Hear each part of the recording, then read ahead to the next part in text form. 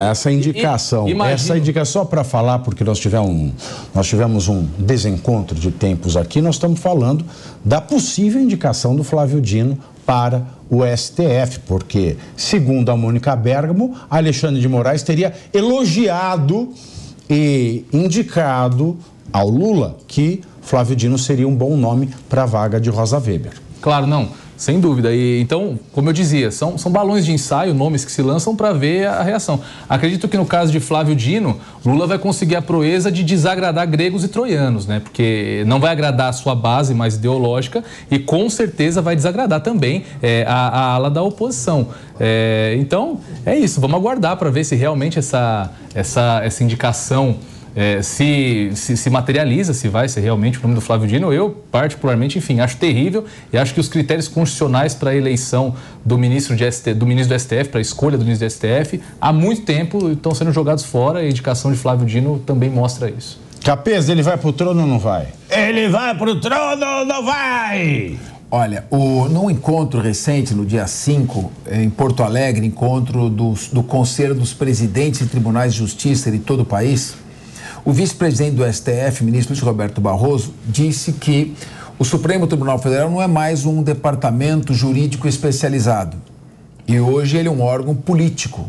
E ele considerou isso uma ascensão. Na visão dele, isso é uma evolução. Na verdade, é um golpe político. Isso é um golpe.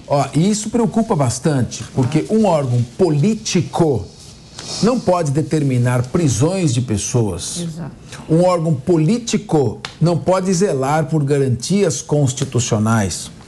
Um órgão político não pode se substituir a 514 deputados federais e 81 senadores, que é o poder legislativo. O Supremo Tribunal Federal é um órgão jurídico, é o órgão de cúpula do poder judiciário. É uma corte constitucional. Ela não tem legitimidade política, não tem legitimidade popular, porque seus ministros não participam de eleição, não são eleitos. A função de um ministro do Supremo, de um magistrado, é de legitimidade técnica. Cabe a ele zelar pela aplicação dos princípios constitucionais e das regras que se encontram dentro da nossa Constituição.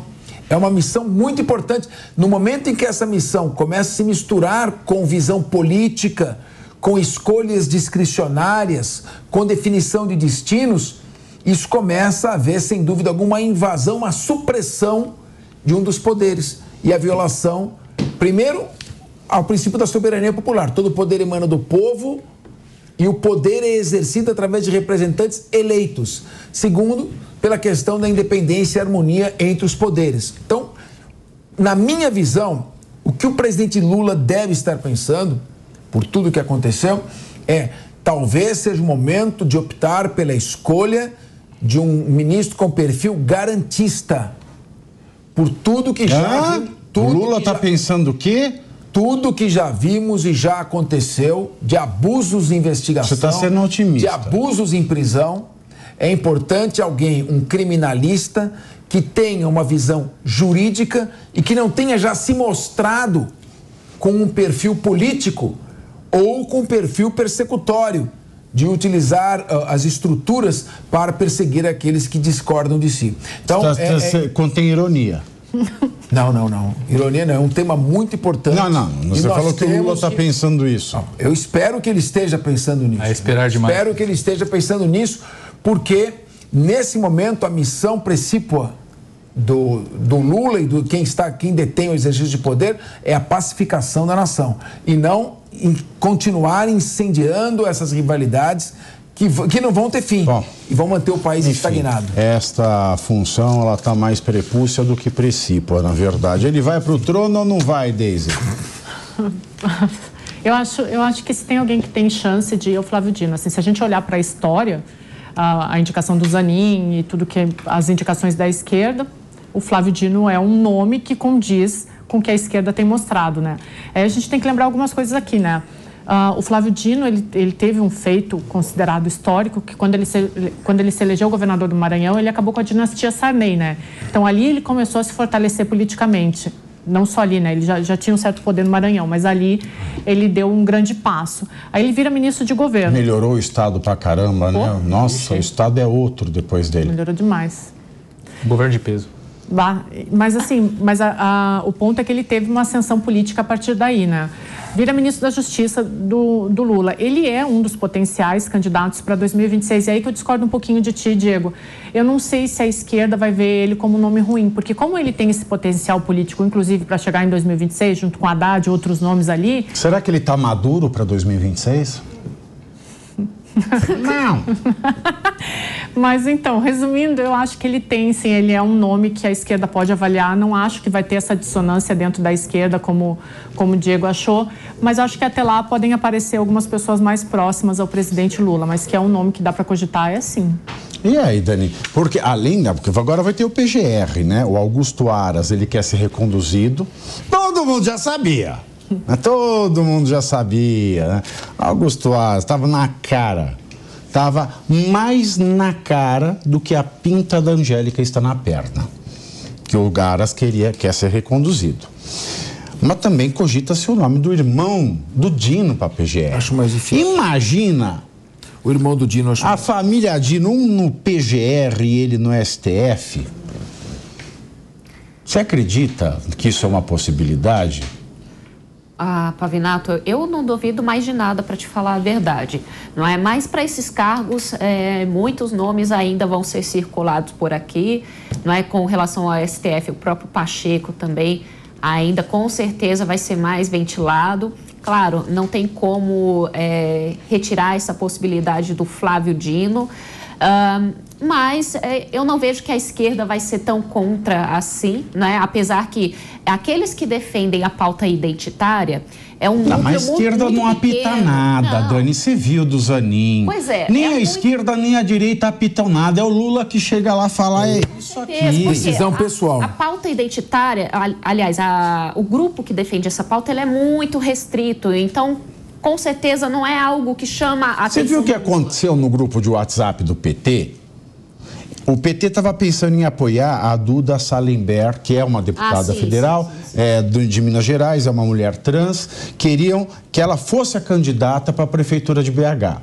Aí o Quaquá, que é o vice-presidente do PT, ele foi contra, já estão chamando ele de transfóbico. Pois e não é a primeira vez que fazem isso, não é? Porque o Quaquá, não é? Ele não defende as pautas identitárias. Ele, na visão dele, não é algo que o PT deve ficar focado, não é? Deve se voltar para as questões sociais, para outras questões e ser mais pragmático para as eleições. Então ele está defendendo uma candidatura própria do PT e caso o PT perca a primeira volta, né, da eleição, no segundo turno, aí sim avaliar o apoio que deve ser necessário. No entanto, aí o que acontece, né? Aquele núcleo pequeno identitário começa a empurrar e falar, você é transfóbico, aí depois já pula para fascista, não é? Porque é uma forma de tentar encurralar aqueles que não querem aderir à pauta identitária, não é? Portanto, o Quaquá já vem fazendo várias...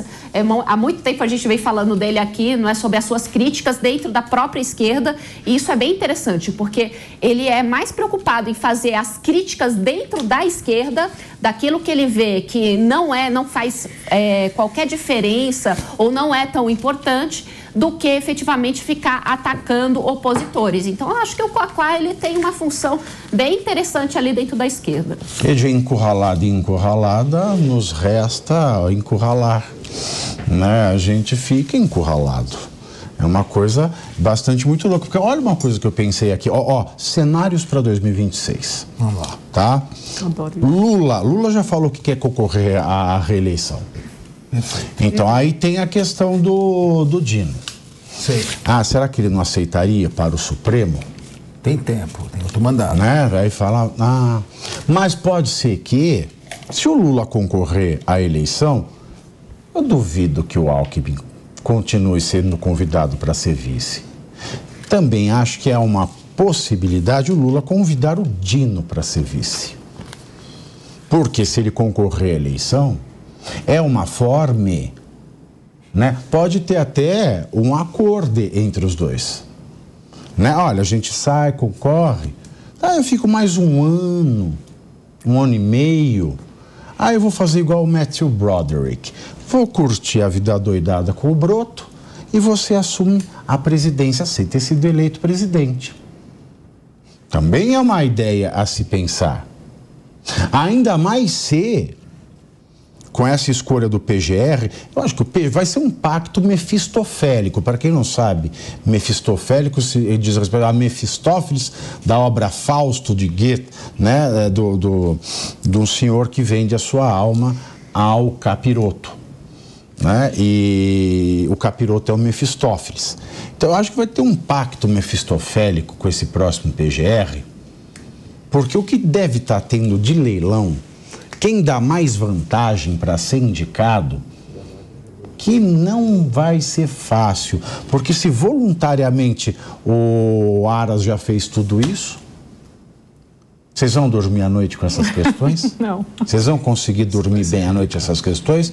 Você de casa vai conseguir dormir bem à noite com essas questões?